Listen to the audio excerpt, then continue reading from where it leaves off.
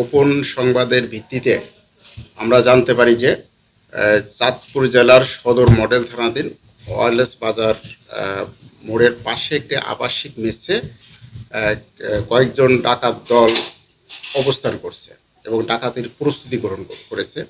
এই সংবাদের ভিত্তিতে আমাদের ডিবি পুলিশের নেতৃত্বে যৌথ বাহিনীর সমন্বয়ে একটি টিম সেখানে অভিযান পরিচালনা করে সেখানে 5 জন ডাকাতকে আটক করে। এই ডাকাত তাৎক্ষণিকভাবে তাদের নিকট থেকে একটি দেশীয় আগ্নেয়াস্ত্র এলজি 3 রাউন্ড অ্যামুনিশন, তারপরে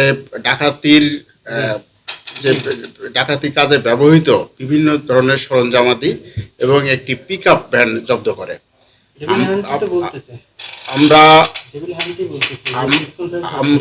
আমরা এই ডাকাতদের বিরুদ্ধে প্রাথমিকভাবে তাদের ব্যাপারে আমরা তথ্য সংগ্রহ করেছি।